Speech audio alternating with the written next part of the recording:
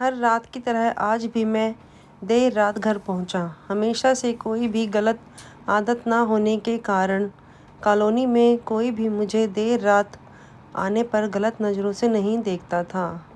मैं हमेशा इस बात को लेकर गर्व करता था कि लोग अपने बच्चों को मेरी उपलब्धियों का उदाहरण देकर अच्छा पढ़ने लिखने की सलाह देते हैं। खैर, यही सब सोचते हुए मैंने अपनी चाबी से घर का दरवाज़ा खोला।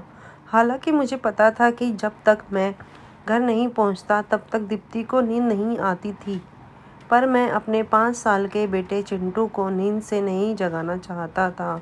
दरवाजे की हल्की सी आहट पाकर दीप्ति हमेशा की तरह कमरे से बाहर आई।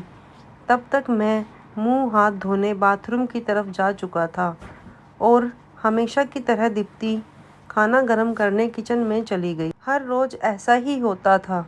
सुबह मैं घर से निकलने के बाद हमारी मुलाकात रात को खाने पर ही होती थी। दीप्ति को इस तरह की जीवन शैली से कोई प्रॉब्लम नहीं थी। एक हाई क्लास सोसाइटी में अपनी साख बनाने के लिए हर किसी को इस हद तक की मेहनत करनी ही पड़ती थी। चिंटू सो गया?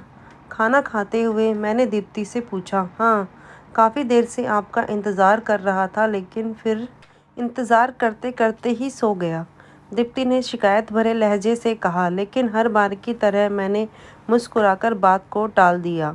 रात को देर से सोने के कारण हर रोज़ मैं सुबह देर से ही उठता था, लेकिन जब तक मैं उठता तब तक चिंटू स्कूल चला जाता था। चिंटू की हमेशा शिकायत रहती थी कि मैं उसे कभी बाहर घुमाने नहीं ले जाता, और शायद इसी बात को लेकर वो मुझसे नाराज़ भी था। हमेशा की तरह मैंने उठकर दीप्ति को आवाज़ लगाई और बाथरूम में घुस गया। थोड़ी देर में ही दीप्ति नहाने के लिए गर्म पानी ले आई। तुम नहीं होती तो मेरा क्या होता? हमेशा की तरह मैंने पानी की बाल्टी लेते हुए अपना घिसा पिटा डायलॉग मारा और हमेशा की तरह ही दीप्ति मुस्कुराते हुए खाने की तैयारी करने के लिए किचन में चली गई। खैर, ऑफिस के लिए तैयार होकर जब मैं डाइनिंग टेबल पर आया तो चिंटू मुंह फुलाए बैठा था। क्या बात है जनाब, आज स्कूल नहीं गए? मैंने प्यार से चिंटू के बालों में हाथ घुमाते हुए बोला। आज संडे है, चिंटू ने गुस्से भरी आवाज़ से कहा। काम की भागदौड़ में मैं यह भी भूल गया था कि आज संडे है, और आज दिन में मैंने चिंटू के साथ मूवी जाने का प्रॉमिस किया था, लेकिन आज तो मुझे क्लाइंट मीटिंग के लिए ऑफिस जाना था। मुझे ऑफिस जाता देख चिंटू को अपना मूवी प्लान खतरे में पड़ता दिखाई दे रहा था, और शायद इसलिए वो मुझसे गुस्से से बात कर रहा था। पापा, आप 1 घंटे के कितने पैसे कमा लेते हो? अचानक चिंटू ने पूछा। चिंटू ने पहले कभी इस रवैये से मुझसे बात नहीं की थी। शायद गुस्से में उसने ऐसा कह दिया। लगभग 1000 रुपये, मैंने कहा। क्या आप मुझे 500 रुपये उधार दे सकते हो? चिंटू ने कहा। लेकिन तुम्हें पैसे क्यों चाहिए? मैंने थोड़ा गंभीर होते हुए पूछा। मुझे चाहिए, चिंटू ने बनावटी मुंह बनाते हुए कहा। खैर, मैंने चिंटू को 500 रुपये दे दिए।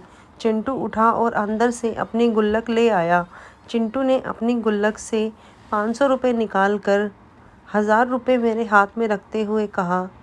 क्या आप कल मुझे आपका 1 घंटा सकते हैं? मुझे आपके साथ बैठकर खाना खाना है। बहुत बिगाड़ रखा है तुम्हारी मम्मी ने तुम्हें। चिंटू की इस हरकत पर मैंने गुस्से से चिंटू को एक थप्पड़ लगाते हुए कहा। आज ऑफिस जाते हुए मेरे मन में बस यही सोच रहा था कि इस भागदौड़ भरी ज़िंदगी में क्या सब कुछ खरीदा जा सकता है? हालांकि मैं भी तो चिंटू को यही सिखा रहा था।